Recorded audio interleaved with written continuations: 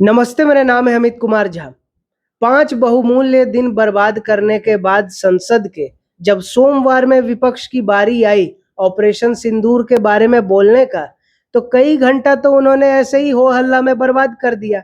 कुछ घंटा चर्चा हो पाई, लेकिन उससे पहले काफ़ी कुछ दिलचस्प घटनाक्रम हो गया, क्योंकि बोलने वालों की लिस्ट में ना शशि थरूर का नाम और ना ही मनीष तिवारी का नाम था। तो शशि थरूर वाले केस में क्या हुआ कि शशि थरूर से तो बुलवाना चाहता था पार्टी वाला, क्योंकि शशि थरूर ऐसा गले की हड्डी बन गए हैं कि ना उगलते बनता है ना निगलते। अगर बोलने दे दिया तो ऐसा बोल देंगे कि पार्टी मुसीबत में आ जाएगी, और अगर नहीं बोलने दिया तो पार्टी में फ्रीडम नहीं है इस नाम पे हो हल्ला होगा। तो इसीलिए राहुल गांधी का संदेश लेकर गौरव गोगोई गए शशि थरूर के पास कि आपको पार्टी की लाइन पर बोलना पड़ेगा, तो हम आपको बोलने का मौका देंगे, क्योंकि हम चाहते हैं कि आप बोलें, आप अच्छा बोलते हैं। तो शशि थरूर ने साफ कह दिया कि पार्टी का लाइन जाए तेल लेने, मेरा जो लाइन है वो देश का लाइन है। हम तो देश की बात करेंगे, और खुद हम जब डेलीगेशन में गए हैं, इतनी तारीफ की है सेना का, देश का, फिर हम उल्टा बोले ये नहीं चलेगा। अब सवाल उठता है कि ये कांग्रेस की लाइन है क्या जिस पर बुलवाना चाह रहे थे गोगोई? लाइन क्या है ये पता चला जब चर्चा शुरू हुई। अब इस चर्चा में सारे के सारे वंशवादियों ने ही बोला। गौरव गोगोई हो गए, फिर सुशील शिंदे की बेटी हो गई, फिर दीपेंद्र हुड्डा हो गए। मतलब सारे के सारे वंशवादी ही बोले, और एक से एक बात बोले। कोई कह रहा था कि अरे, डोनाल्ड ट्रंप को अगर सबक सिखाना है तो मैकडोनल्ड बंद कर दो, क्योंकि डोनाल्ड मैकडोनल्ड। हमको लगा कि राहुल गांधी का ये सब टीम का हिस्सा है, बिल्कुल सही है, सब के सब 0 IQ वाले हैं, तो बढ़िया है। दूसरे ने कहा कि कितने जेट गिरे हमको बताओ तो, ऑपरेशन सिंदूर का नाम तो ऑपरेशन तंदूर होना चाहिए था। फिर ऑपरेशन सिंदूर ये सब टेलीविजन के लिए हुआ इसमें कुछ नहीं, कोई आतंकी नहीं मरे, कुछ भी कहीं नहीं हुआ, सेना हार गई। कहने का सिंपल मतलब यही था इनका। लेकिन इसी सब बोलने के बीच कि अभी तक क्या सेना ने किया, क्या सरकार ने किया, ऑपरेशन महादेव सेना ने चला दिया, और तीनों के तीनों आतंकी मारे गए जिन्होंने पहलगाम आतंकी हमले को अंजाम दिया था। तीनों की तीनों कीड़े मकोड़े की तरह मारे गए, और सब कुछ जहन्नुम भेजा गया 72 हुरों के पास। अब टपक रहा होगा, शायद उसको चाट रहे होंगे, उनका काम हो गया खत्म। और जो पी चिदम्बरम कह रहे थे कि क्या सबूत है सरकार के पास कि वो पाकिस्तानी आतंकी थे, हो सकता है यही देश के आतंकी हो। अमित शाह ने क्या कहा कि उनके पास से पाकिस्तान का वोटर आईडी कार्ड मिला, पाकिस्तान मेड चॉकलेट मिली, और सिर्फ उतना ही नहीं, उसमें का जो मास्टरमाइंड था वो पाकिस्तान आर्मी का एक बड़ा पोस्ट पे रह चुका है। तो ये सब पाकिस्तानी सरकार के द्वारा ही किया गया है। तो जो लोग कहता है कि पाकिस्तानी आतंकी संगठन अलग और सरकार अलग, आर्मी अलग, नहीं, सब नाम अलग है, बात एक है, जो कि है जिहाद और भारत को डिस्टर्ब करना बाकी देशों से पैसे लेकर, बस। लेकिन ऑपरेशन महादेव अभी भी जारी है, क्योंकि जो भी उस इलाके में और भी इनके जो साथी होंगे जिन्होंने इंफॉर्मेशन यहाँ वहां से पहुंचाई होगी, वो सबको ढूंढा जा रहा है, उनको भी उनके साथियों के पास जहन्नुम भेजने के लिए। तो अब इस पर आज जब चर्चा शुरू हुई तो होना क्या चाहिए था? पाकिस्तान को सीधा संदेश कि ऐसे ही तुमको ठोकेंगे। लेकिन हुआ क्या? कितने जेट गिरे, आज भी वही कल वाला डायलॉग, कितने जेट गिरे, हमारी तो कोई सुनता नहीं है, हमारी कोई औकात नहीं है, ट्रंप हम पे दादागिरी कर रहा है। ट्रंप हम पर दादागिरी कर रहा है, उसका औकात नहीं है टैरिफ लगाने का, बातचीत कर रहा है, ये हालत है उसका। और हमारी औकात नहीं है ट्रंप के सामने, मतलब भारत विरोध पर ये तुरंत उतर आते हैं मोदी विरोध के नाम पर, कोई शर्म लिहाज इनमें है नहीं।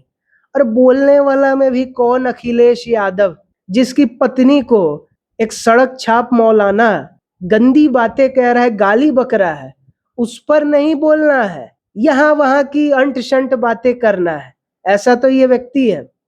और इस विषय पे डिटेल में वीडियो बना चुके हैं, ये आपको ऊपर आई बटन में दिख रहा होगा, इस वीडियो के बाद उसको भी देखिएगा। अब इसी बीच एक बड़ा मजेदार घटनाक्रम हुआ कि जब मीडिया वालों ने शशि थरूर से पूछा कि अरे आपको बोलने नहीं दिया गया, क्या बात है, उन्होंने मजाकिया अंदाज में कहा कि मेरा तो मौन व्रत है ना, इसलिए, मतलब बोल कर मौन व्रत बता रहे हैं। ये होता है पार्टी की फजीहत करना, उल्टे हाथ का थप्पड़ मारना, इसी को कहते हैं। मनीष तिवारी ने भी आज ऐसा ट्वीट किया जो गांधी परिवार की असलियत फिर दिखाता है और बगावत किस तरह से अंदर खाने चल रहा है ये भी दिखाता है कांग्रेस में। कि मनीष तिवारी ने एक तो न्यूज आर्टिकल शेयर किया कि क्यों शशि थरूर और मनीष तिवारी को बोलने नहीं दिया जा रहा है, और साथ में गाने की पंक्ति लगाई कि मैं भारत का रहने वाला हूँ, भारत की बात सुनाता हूँ। मतलब जो शशि थरूर हो गए, मनीष तिवारी हो गए, ये लोग डेलीगेशन का हिस्सा थे कांग्रेस के ना चाहते हुए भी, और इतनी तारीफ कर दी, तो इनको तो देश की तारीफ पचती नहीं है, क्योंकि देश की तारीफ मतलब मोदी की तारीफ, फिर चुनाव कैसे जीतेंगे, ये इसी माइंड में ये लोग रहते हैं।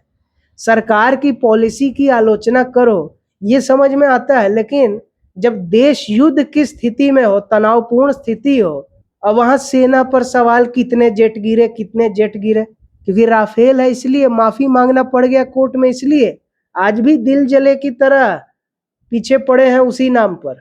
तो एक तरह से मनीष तिवारी ने क्या मैसेज दिया कि हम देश की बात करते हैं, और गांधी परिवार जो मेरे खिलाफ है, शशि थरूर के खिलाफ है, वो लोग देश विरोधी बात करता है। मतलब कांग्रेस में इतनी बगावत बढ़ गई है कि डायरेक्ट खुल के लोग मुंह पर बोल रहा है गांधी परिवार को ये लोग देशद्रोही हैं।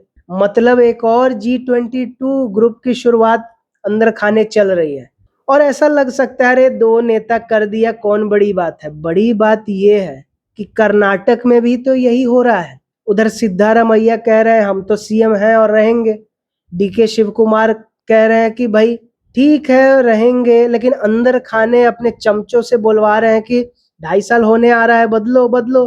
तो क्या है मतलब, जगह जगह राहुल गांधी के नेतृत्व से लोग परेशान हैं, जगह जगह नेता आपस में लड़ भिड़ रहे हैं, चाहे राज्य के स्तर पर हो, केंद्र के स्तर पर हो। वंशवादियों को सिर्फ मौका मिल रहा है, और जो काम के लोग हैं उनको मौका ही नहीं मिल रहा है, न संसद में बोलने का और न किसी राज्य की जिम्मेदारी लेने का। तो मनीष तिवारी को पंजाब में कुछ रोल देना चाहिए बड़ा, वो नहीं। केरल में कौन है, कांग्रेस का कोई नहीं। तो चमचे केसी वेणुगोपाल को मौका दे रहे हैं, शशि थरूर को मौका नहीं देना है, जबकि वो एक मुश्किल सीट पर जीते भाजपा के खिलाफ, जहां टफ फाइट था, इसके बावजूद भी। मतलब वो खुद के दम पर वाले नेता है, पैरवी वाले नहीं, अब फिर भी मौका नहीं मिल रहा है। तो कहने का मतलब साफ है कि जो अमित शाह ने कहा कि ऐसे ही सेना के खिलाफ सवाल उठाओगे, देश के खिलाफ सवाल उठाओगे, तो अभी 20 साल से ज्यादा विपक्ष में रहना पड़ेगा। लेकिन हम तो कहते हैं अमित शाह जी ये आप गलत कह दिए। एक बार आप कहे थे 5-7 साल पहले कि अभी 50 साल तक हमें सत्ता में रहना है, मतलब ये लोग 50 साल तक विपक्ष में रहेंगे, मतलब अभी 40 साल और इनको विपक्ष में रहना है। इसलिए 20 साल वाला बात थोड़ी गलत है, 40 साल अभी ये लोग और रहेंगे विपक्ष में, और हर बार टर्म के अंत में अविश्वास प्रस्ताव लाया करेंगे। यही होने वाला है, क्योंकि इन लोगों को जमीनी हकीकत का कोई पता नहीं है। बस मोदी विरोध करो, क्योंकि हम विपक्ष में हैं इसलिए हम विरोध करेंगे। सेना विरोध होगा उससे उससे मतलब नहीं है। कार्यकर्ता नाराज है, कार्यकर्ता ग्राउंड लेवल पे बात कर रहा है कि टैलेंटेड लोगों को मौका मिल नहीं रहा है, और सिर्फ विपक्ष है इसी नाम पे हम विरोध करेंगे, भले देश विरोधी क्यों ना कर रहे हो। ये किस लाइन पे जा रही है कांग्रेस? नीचे का कार्यकर्ता तक आपस में बातचीत ये कर रहा है, लेकिन आला कमान को इससे कोई मतलब नहीं है। हम जो बोल दिए जेट गिरे, सब बोलो जेट गिरा। हम बोल दिए सेना कायर है, सब बोलो सेना कायर है। हम बोल दिए भारत छोटा है अमेरिका के सामने, सब बोलो छोटा है। और जो नहीं बोलेगा, जो तारीफ करेगा, चाहे शशि थरूर हो, मनीष तिवारी हो, किसी को बोलने नहीं देंगे घर पे बैठ। लेकिन हटा नहीं सकते, क्योंकि हटाया तो केरल में गलत मैसेज, पंजाब में गलत मैसेज, और दोनों जगह चुनाव आने वाला है, इसलिए सर पे भी बिठा के रखना है, लेकिन इतना भी नहीं बिठाना है जो सर पे नाचे। यही है अभी आला कमान की रणनीति। तो मतलब देश का भविष्य तो बड़ा उज्जवल है, देश तो अखंड रहने वाला है। लेकिन सोनिया गांधी के बाद कांग्रेस का भविष्य बड़ा ही अंधकारमय होने वाला है। और कांग्रेस कितने टुकड़ों में बटेगी राज्य स्तर पर और केंद्र के स्तर पर, अभी ये सोचा भी जा नहीं सकता, क्योंकि बहुत बड़ा बवाल होने वाला है जब भी ये होगा। और होना ही है। जहां भी सिर्फ चमचों की और वंशवादियों की पूछ हो, टैलेंटेड लोगों को इग्नोर किया जाए अपने अहंकार के नाम पर, तो उस पार्टी हो या संगठन हो या ऑफिस हो, कुछ भी हो, उसको तो रसातल में जाना ही है। कांग्रेस ऑलरेडी रसातल पर चलने के लिए निकल पड़ी है, कुछ सालों में वो भी जाएगी। और विपक्ष कभी खत्म नहीं होगा, ये पार्टी खत्म कोई और आएगी। इसलिए ये बंडल बात है कि विपक्ष तो रहेगा ही नहीं। विपक्ष हमेशा रहेगा, क्योंकि अच्छाई और बुराई हमेशा समाज में थी, है और रहेगी, और राजनीति भी उसी का एक हिस्सा है। तो वीडियो पसंद आए तो लाइक करें, और नहीं आया तो तब तक देखें जब तक पसंद आए, उसके बाद लाइक करें। वीडियो ज्यादा से ज्यादा लोगों तक शेयर करें ताकि उनको पता चले कि जहां एक तरफ देश ऑपरेशन सिंदूर से खुश था, ऑपरेशन महादेव से और खुश है, जिसमें उन आतंकियों को ठोका गया जिन्होंने पहलगाम आतंकी हमले को अंजाम दिया था। लेकिन विपक्ष एकदम नाराज है, नाखुश है, वो कोई गर्व महसूस नहीं कर रहा है, क्योंकि मोदी का तारीफ हो रहा है ना, देश जाए भाड़ में, हमको सत्ता चाहिए। और इसी वजह से कांग्रेस में बगावत शुरू हो रही है, जिसका अभी लीडर बने हुए हैं शशि थरूर और मनीष तिवारी। और कमेंट करके ये बताएं कि वीडियो आपको कैसा लगा, आगे किस विषय पे देखना चाहेंगे। और सब्सक्राइब करके द अवेयर आर्मी का हिस्सा बने, ताकि टॉपिक कोई भी हो, खबर कोई भी हो, सही जानकारी के साथ सही विश्लेषण यही जानने और समझने को मिलेगा, बाकी और कहीं नहीं। और आप मेरे इंस्टाग्राम चैनल को भी फॉलो कर सकते हैं, जो आपको दिख रहा होगा अपने स्क्रीन पर। और वीडियो देखने के लिए बहुत धन्यवाद।